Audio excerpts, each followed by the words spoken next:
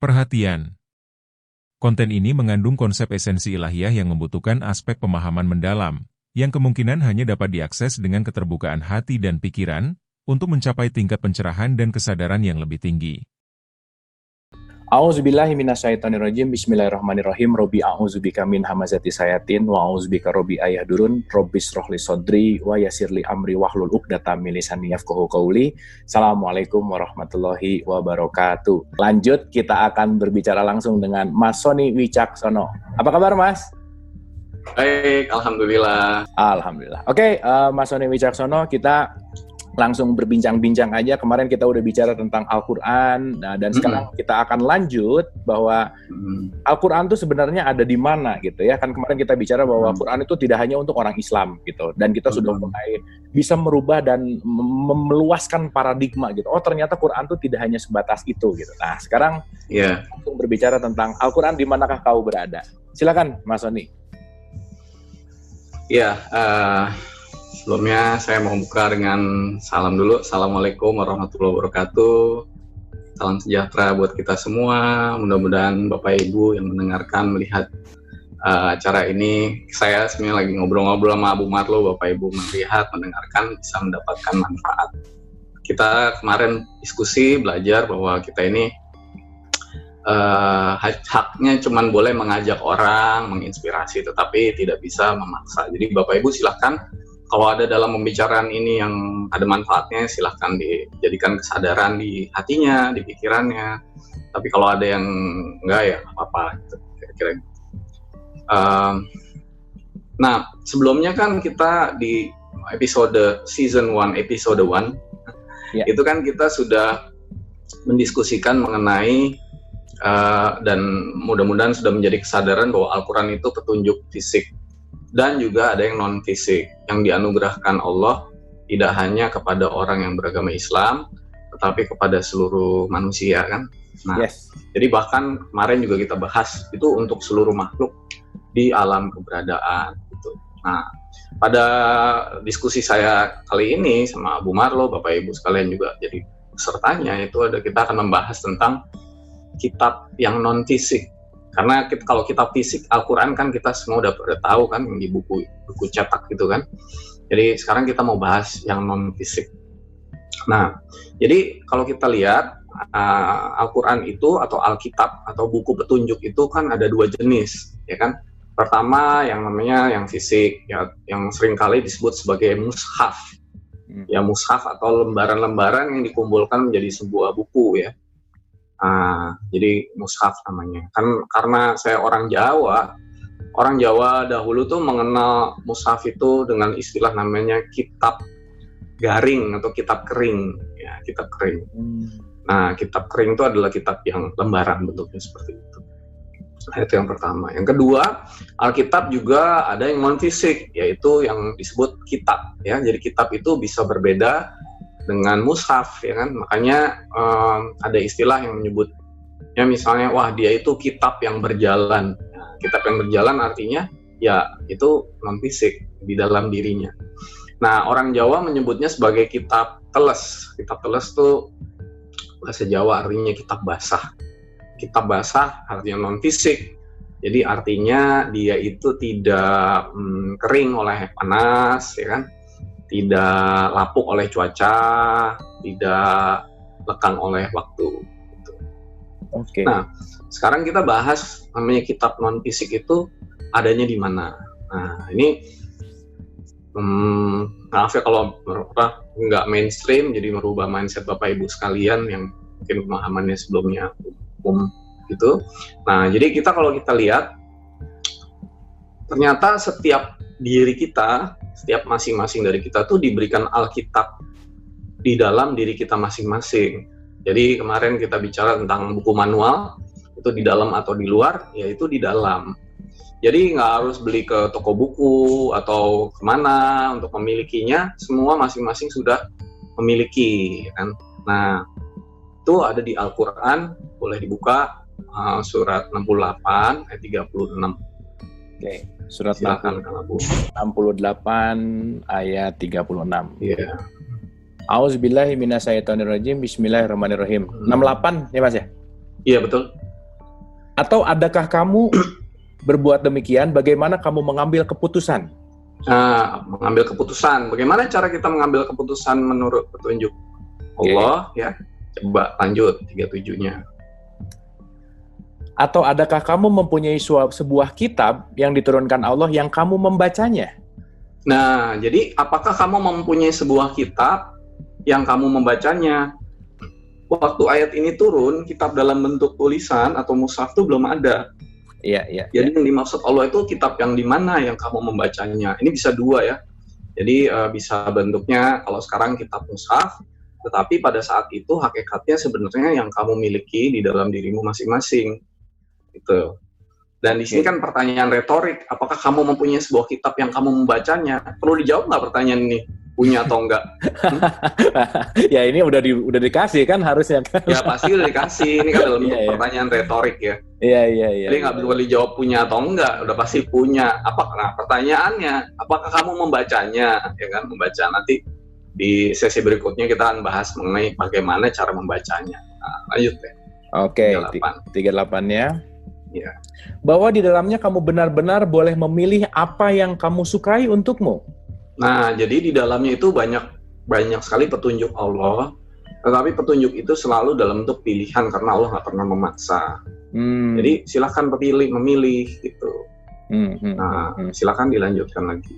Oke, 39-nya ini menarik banget nih. Jadi kita ngerti bahwa kitab itu bukan hanya buku gitu ya. Jadi kitab itu luas banget karena relevansinya dengan ayat Quran turun juga waktu itu bukunya juga nggak langsung bukan turun buku gitu ya kira-kira ya.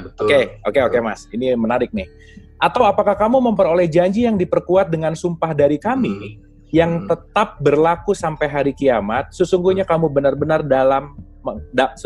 kamu benar-benar dapat mengambil keputusan sekehendakmu. Silakan. Jadi di dalam kitab, di dalam itu ada janji dari Tuhan yang tetap berlaku terus-menerus. Jadi nggak ada ayat yang nggak berlaku sekarang. Jadi terus-menerus berlaku. Nah, sesungguhnya kamu benar-benar dapat mengambil keputusan. Artinya nanti itu di dalam kitab kita itu yang non fisik itu banyak sekali pilihan-pilihan dan kita diberikan pilihan untuk mengambil keputusan sesuai dengan apa yang kita kehendaki. Jadi hidup itu memilih sebenarnya. Jadi Tuhan nggak pernah memaksa. Oke. Silahkan dilanjut lagi. Oke. 40. Tanyakanlah kepada mereka, siapakah di antara mereka yang bertanggung jawab terhadap keputusan yang diambil itu? Jadi yang bertanggung jawab atas keputusan yang kita ambil siapa? Diri sendiri ya? Diri kita sendiri. Kita kan diberi pilihan, tapi pilihan itu adalah pilihan yang ada konsekuensinya. Kira-kira. Ada tanda bintangnya ya, syarat dan ketentuan berlaku gitu. Ada konsekuensi. Kalau milihnya salah ya akibatnya salah. Akibatnya salah. Hidupnya bisa nggak sesuai kehendak Tuhan, sesuai kehendak Allah. Nah, lanjut. Oke, 41-nya. Atau apakah mereka mempunyai sekutu-sekutu? Maka hendaklah mereka mendatangkan sekutu-sekutunya jika mereka adalah orang-orang yang benar. Nah, jadi intinya ya kebenaran itu ada di Al-Quran, Alkitab itu kita miliki semua. Jadi melalui petunjuk di kitab yang non-fisik ini, kita boleh memilih untuk mengikutinya atau mengabaikannya, itu pilihan kita sendiri. Jadi ini yang kalau yang dalam Al-Quran disebut sebagai ahli kitab, ya. Ahli di sini bukan berarti profesor atau doktor atau orang yang belajar dan punya gelar macam-macam, tapi ahli di sini yang disebut sebagai pemilik, pewaris daripada kitab itu. Jadi kalau kita pernah dengar istilah ahlul bait, pernah dengar nggak? Ahlul bait itu artinya ahlul itu ahli, bait itu rumah. Jadi ahlul bait itu pemilik rumah. Ya, atau misalnya ahli waris. Ahli waris kan bukan orang yang belajar tentang waris, tetapi pemilik waris gitu artinya. Jadi ahlul bait itu ahli kitab itu artinya pemilik kitab gitu. Jadi kalau ada kata-kata hai ahli kitab itu seringkali kan coba dibuka deh ayatnya. Itu artinya pemilik kitab di surat 3 ayat 70 sampai 71. Oke, surat 3 ayat 70. Oh iya ya. Ada kata ahli kitab ya, benar-benar. Iya. Hai ahli kitab. Oke, benar. Mengapa kamu mengingkari ayat-ayat Allah padahal kamu mengetahui? Oke, 71-nya. Iya. Hai ahli kitab, mengapa kamu mencampur adukan yang hak dan dengan yang batil dan menyembunyikan kebenaran padahal kamu mengetahuinya? Nah, jadi seringkali kita itu menyangka bahwa kalau ada kata-kata ahli kitab itu artinya penganut kitab-kitab sebelum Al-Quran. Seperti kayak orang Nasrani atau dengan Injilnya, Yahudi dengan Tauratnya. Padahal arti ahli kitab itu adalah pemilik. Kan tadi ada pertanyaan, apakah kamu memiliki sebuah kitab yang kamu membacanya, gitu kan? Jadi yang mempunyai kitab tuh ya kita yang dimiliki, yang kita warisi dari Allah itu. Jadi anggapan bahwa wah kalau ada kata-kata ahli kitab biasanya jari kita kan nggak ke sini kan, nggak ke diri kita sendiri, itu jarinya ke orang-orang lain gitu, yang tadi misalnya yang kitab-kitab terdahulu itu. Padahal harusnya ahli kitab itu ya kita tuh kan diwariskan kitab masing-masing. Meskipun misalnya nggak di tempat yang jauh atau di mana, semua orang kan diberikan kitab non fisik, nggak ada yang enggak. Betul. Jadi kita ya, dan kalau misalnya ahli kitab itu orang-orang yang menganut kitab sebelumnya, Al-Quran itu kan juga membenarkan dan kita harus mengimani kitab-kitab yang sebelum Al-Quran itu kan. Jadi bukan berarti hanya satu Al-Quran saja, tapi harus mengimani kitab-kitab sebelumnya juga, dan kita menjadikan Al-Quran itu sebagai parameternya. Jadi yang ketika diberikan atau memiliki kitab ini masih banyak sekali yang menganggapnya tuh kitab tuh artinya juga kitab hanya secara fisik gitu, yang terlihat mata gitu, itu artinya kitab itu gitu. Padahal kitab itu bisa non fisik, ya kan? Nah, jadi ada cerita di dalam Al-Quran di mana mereka menganggap bahwa kalau diturunkan kitab tuh berarti diturunkan dari langit fisik, jebret gitu loh. Iya. Padahal kan nggak begitu ya. Tidak selalu kitab itu harus dalam bentuk fisik. Coba dibuka itu surat 4 ayat 153. Oke, surat 4 ayat 153. Iya. Nah ini menarik banget nih. Jadi ada paradigm yang harus kita luaskan bahwa tidak melulu harus fisik gitu ya. Itu penting banget nih. Betul. Ahli kitab meminta kepadamu agar kamu menurunkan kepada mereka sebuah kitab dari langit. Oke. Maka sesungguhnya mereka telah meminta kepada Musa yang lebih besar dari itu. Mereka berkata, perlihatkanlah Allah kepada kami dengan nyata. Maka mereka disambar petir karena kezalimannya, dan mereka menyembah anak sapi sesudah datang kepada mereka bukti-bukti yang nyata, lalu kami memaafkan mereka dari yang demikian, dan telah kami berikan kepada Musa keterangan yang nyata. Jadi kitab yang diturunkan kepada kaum itu tuh ya, kitab itu nggak bentuknya turun dari langit begitu, dan dia kan mau minta melihat mana perlihatkanlah kami dengan nyata. Nah ini salah kaprah, karena nanti itu nggak kelihatan dengan mata, nggak bisa dilihat, nggak bisa diraba, nggak bisa di apa-apa. Itu akan turun langsung dari petunjuk Allah. Kira-kira begitu. Berarti penting banget kali ya Mas, ketika kita sekarang fokusnya hanya kepada kitab yang fisik, tapi mungkin ketika kita lupa kepada yang non fisik, mungkin kita hanya menguasai yang di luar aja gitu ya, kira-kira ya Mas ya. Iya, nanti kita belajar bahwa untuk menguasai kitab yang di luar yang fisik itu perlu yang non fisik. Nggak bisa cuman sekedar baca kitab fisik lalu yang non fisiknya nggak dipakai, pergunakan, karena dua ini berkaitan. Iya. Gitu. Saya jadi ingat gini Mas, karena di Al-Quran sendiri Al-Baqarah tuh langsung statementnya Alif Lam Mim zalikal kitabu la raiba fihi hudalil muttaqin. Itu straight to the point-nya langsung kepada ketakwaan dan akhlak gitu ya, kira-kira. Intinya kan ada di situ ya. Iya. Betul. Oke. Iya itu. Nanti nanti kita bahas itu tentang Al-Baqarah ya dari awal. Oke. Di situ. Oke, menarik Mas. Boleh kita lanjut Mas? Ya silakan, yuk. Jadi kalau kita lihat gini, ini ada satu hal lagi yang menarik ya, yang mungkin banyak orang yang belum sadar. Perlu diketahui bahwa Nabi Muhammad itu tidak pernah menulis atau Al-Quran itu tidak mulai dibukukan ketika Nabi Muhammad masih hidup, ya. Jadi dia itu diperintahkan Allah itu untuk tidak menulis dan tidak membaca. Jadi dia tidak menulis Al-Quran itu bukan karena dia nggak bisa nulis, tetapi ada perintahnya gitu. Nggak boleh ditulis, nggak boleh dibukukan ketika dia masih hidup. Di surat 29 ayat 48. Oke. Oh, emang diperintahkan emang nggak ditulis gitu ya? Iya, dia tidak menulis. 29 ayat 40. Kalau dia diperintahkan menulis, pasti dia menulis. Yes. Dan kamu tidak pernah membaca sebelumnya Al-Quran, sesuatu kitab pun, dan kamu tidak pernah menulis suatu kitab dengan tangan kananmu.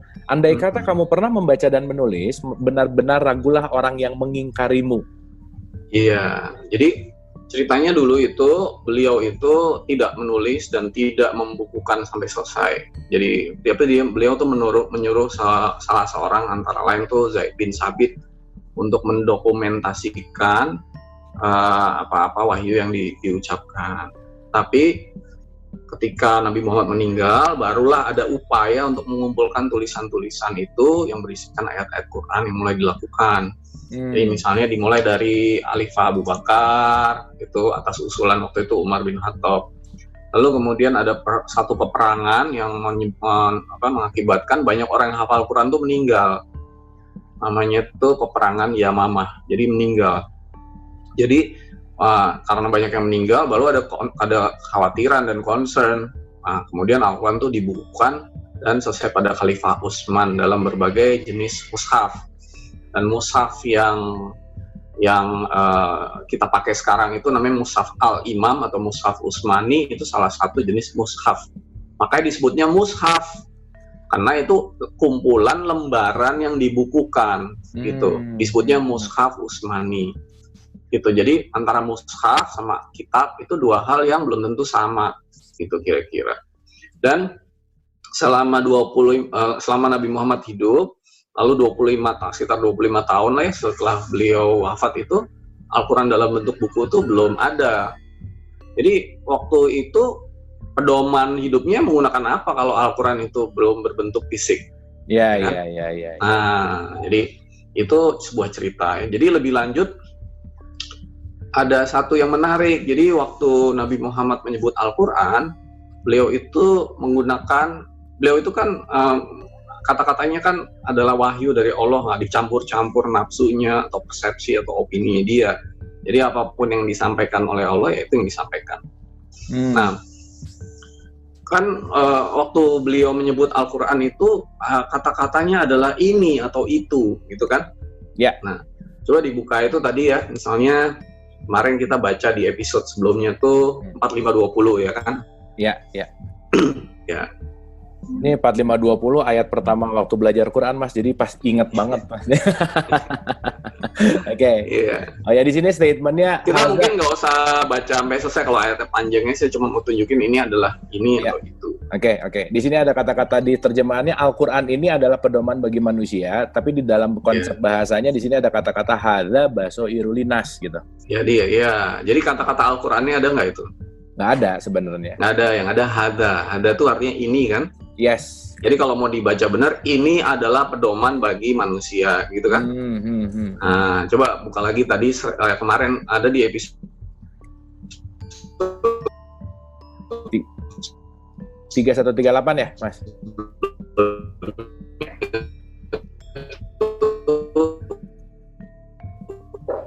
Surat 3, 138. Oke. Surat 3, 138, Al-Quran ini adalah penerangan bagi seluruh manusia dan petunjuk serta pelajaran bagi orang-orang yang bertakwa. Nah, itu bahasa Arabnya apa itu? Hadza bayanul linnas. Al-Qurannya kan dikurungin juga kan itu ya? Ya. Bayan itu artinya penjelasan, penerangan. Hadza kayak alif lam mim tadi Abu menyebut alif lam mim. Surat berapa? 2 ayat 2 kan? Ya. 2 ayat 1 dan 2 alif lam mim. Apa tuh? Zalikal kitabul la raiba fihi kan? Ya. Coba dibuka tuh surat 2 ayat 2. Dari ayat 1 boleh ya. Oke. 2 ayat 1. Oke, ini Al-Baqarah ya. Alif lam mim.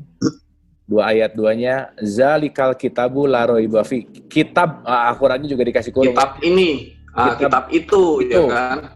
Tidak ada keraguan kitab padanya itu, petunjuk bagi mereka yang bertakwa. Kitab itu, ya.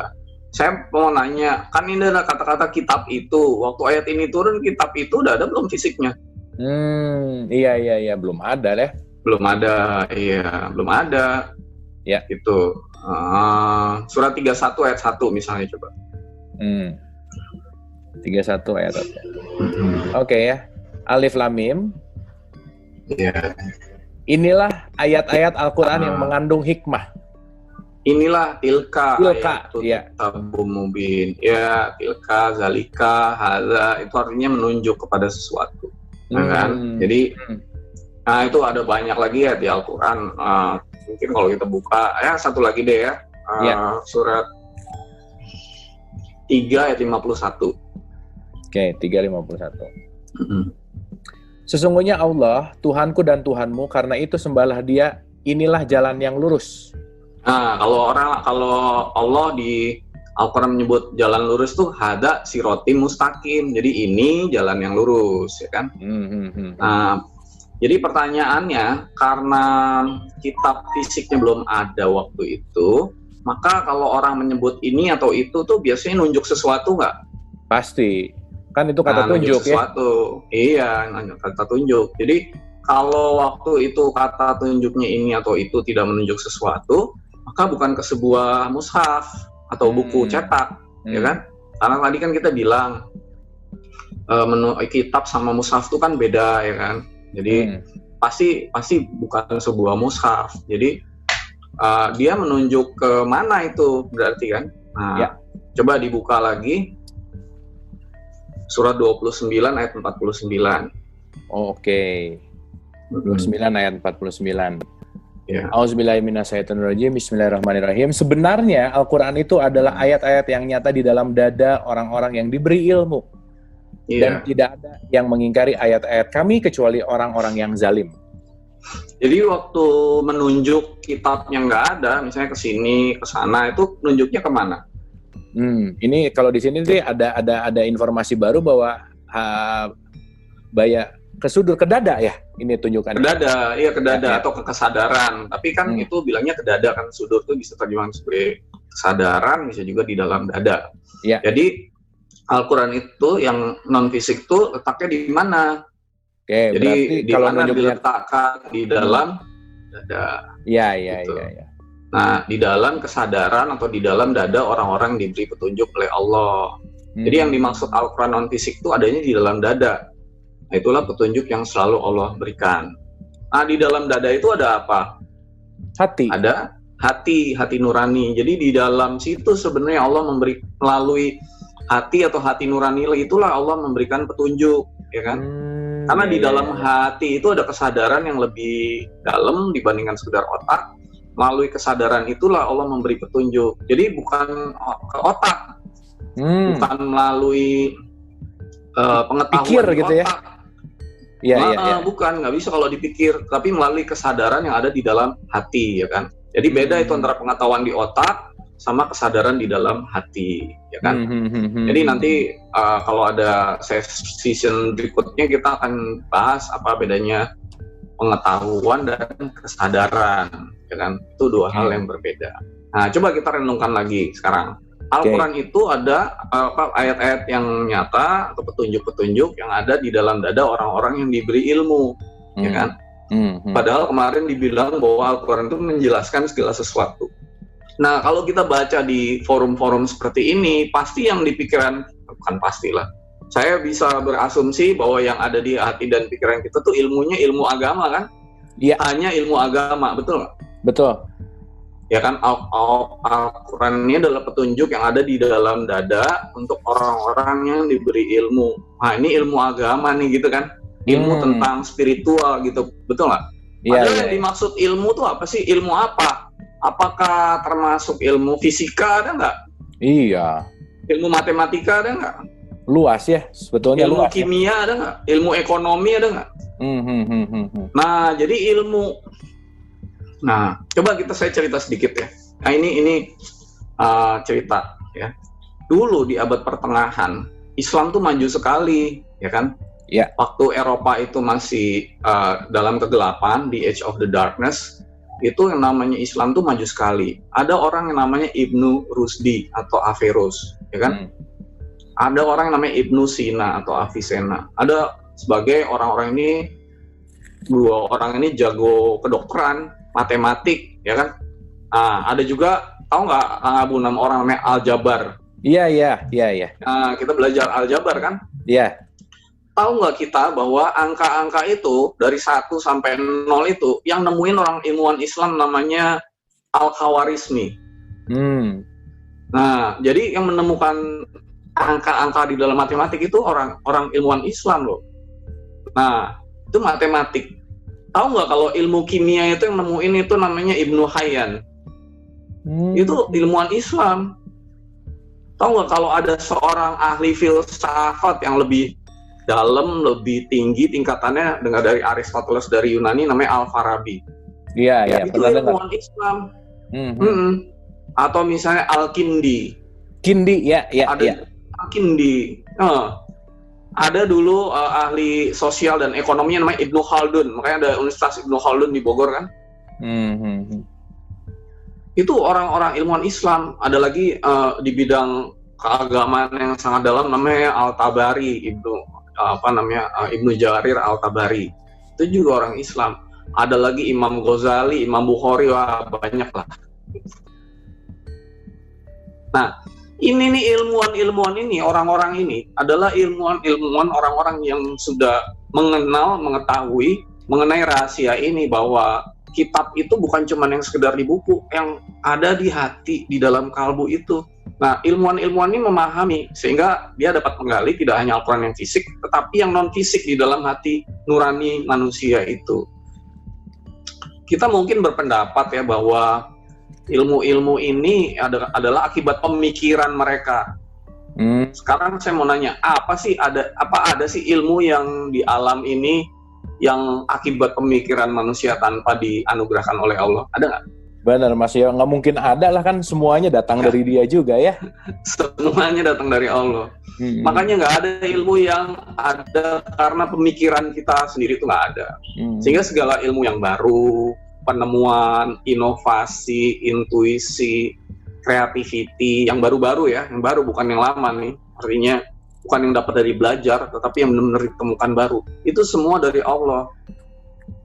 Dan manusia itu sering menyebutnya sebagai intuitive mind atau pikiran intuisi, padahal itu hasil kontemplasi, itu ilham dari tadi yang saya cerita Al-Quran non-fisik itu yang diturunkan ke hati itu, gitu. Makanya Islam zaman dulu maju sekali. Nah ini sesuatu yang udah kita tinggalkan, makanya kemarin juga kita sampaikan ada quote dari salah seorang yang paling pintar di dunia namanya Albert Einstein mengatakan bahwa intuitive mind is a sacred gift from God and rational mind is a faithful servant. But we have created a society, a world that forgotten the gift and follow the servant. Jadi pikiran intuitif yang tadi dari Al-Quran non-fisik itu adalah pemberian yang sangat suci dari Tuhan. Kita bisa invent sesuatu, bisnis bisa menemukan sesuatu. Jadi kita nggak cuma bicara tentang ilmu agama ini. Betul. Tapi rational mind itu adalah sesuatu hamba yang mengikuti. Tapi kita sekarang ini hidup di suatu masa, di suatu masyarakat, sebuah dunia yang menuhankan pikiran rasio, melupakan pemberian yang suci dari Tuhan, yaitu petunjuk itu tadi, gitu. Benar. Jadi gampangnya tuh hati nurani itu pemberian yang suci dari Tuhan, otak itu seharusnya jadi pengikut yang setia. Tapi sekarang sebaliknya, gitu. Nah, jadi karena mindsetnya Al-Quran Tuhan yang di buku itu lupa untuk mengetahui bahwa ini ada yang di dalam hati nurani yang bisa terhubung langsung dengan Allah, maka kita kan sekarang melihat nih, misalnya sebagai contoh ya, ada penelitian yang mengatakan bahwa negara-negara yang Islami itu malahan bukan negara yang mayoritasnya berpenduduk Islam, betul nggak? Yes, betul. Negara yang Islami itu dilihat dari misalnya keadilan, pemerataan ekonomi, tingkat korupsi, clean government, belakangannya gimana. Ternyata negara-negara yang non-Islam seperti Irlandia, Denmark, Luxembourg, New Zealand. Ya, itu justru yang paling Islami dibandingkan negara Islam sendiri, ya kan? Iya, benar Mas. Negara-negara Islam tuh di urutan 50-an ke bawah gitu. Jadi salah satu sebabnya karena mereka hanya mengacu kepada yang fisik, melupakan yang non fisik gitu. Ya makanya banyak sekali misalnya kriminalitas, kejahatan segala macam, karena sebenarnya tunjuk Tuhan tuh yang Al-Quran yang non fisik ini, nanti termasuk membaca Quran yang fisik pun harus melalui Al-Quran yang non fisik yang di dalam hati. Jadi kenapa negara mayoritas Islam seperti Indonesia misalnya nih, secara ilmu pengetahuan teknologi, ekonomi justru terbelakang. Kita kan negara yang mayoritas Islam kan, terbesar di dunia, tapi terbelakang karena ya itu nggak memahami tentang ini. Di negara-negara mayoritas Islam justru korupsinya, kriminalitasnya, moralnya itu malah kurang bagus. Iya. Di research itu juga kan ditelitinya 208 negara, Mas. Indonesia tuh urutan ke 140 juga gitu. Itu kan based dari Hossein Askari. 140, Mas. Askari, iya betul, Askari. Askari dari Washington University. Washington University, betul. Washington University. Itulah makanya. Makanya ada jokes ya di Indonesia tuh ya, kalau ada maling sendal, orang itu agamanya apa tuh biasanya? Maling sendal, koruptor agamanya apa? Yang bakar lahan agamanya apa? Yang buang sampah di kali agamanya apa? Ya sembahyang juga, baca Quran juga. Tapi Quran di hatinya itu nggak dipakai. Nah kan kalau orang Quran di hatinya dipakai, mau bakar hutan, hati nuraninya diikutin, bisa nggak? Bisa. Gitu. Betul. Jadi baca Quran juga, tapi baca Qurannya yang fisik aja kira-kira. Gitulah. Ya mudah-mudahan Mas. Ngomongin orang, ngomongin kita aja. Nah, justru mudah-mudahan dengan diskusi kita ini juga mungkin ada yang lagi mendengar dan melihat dan menyadari gitu bahwa ternyata begitu kita melihat apapun yang bentuknya adalah Quran, ternyata bukan hanya yang di luar gitu. Nah, dan ini akan menarik sekali di episode-episode yang akan datang tentunya ya, karena ini kan pasti penasaran nih gimana caranya, apa dan seterusnya, dan kita akan bahas di episode yang akan datang. Jadi, boleh dikasih sedikit summary Mas untuk pembicaraan kita hari ini? Sebenarnya saya masih mau, kita waktu udah habis sedikit ya, sorry. Gini, ini ada beberapa hal yang saya mau sampaikan lagi. Agak ini. Kalau ini karena ini penting ya. Misalnya kenapa sih orang baca Quran bisa jadi teroris, radikalis, ekstremis gitu ya? Jadi karena ini tadi lagi-lagi bahwa dia baca Quran juga, tapi nggak dibimbing oleh kitab non fisiknya, nggak dibimbing oleh Tuhan Allah yang Maha Pengasih lagi Penyayang melalui hati dan hati nuraninya. Jadi outputnya itu seharusnya kalau belajar Quran dibimbing pakai hati itu menjadi manusia yang lebih welas asih, compassion, memiliki sifat-sifat luhur gitu. Kalau nggak dibimbing oleh hati nuraninya, itu kan di Al-Quran sendiri dikatakan setiap ayatnya kan perumpamaan tuh. Betul. Dan perumpamaan itu bisa tersesat kalau bacanya nggak menggunakan hati nurani atau hati gitu. Nah,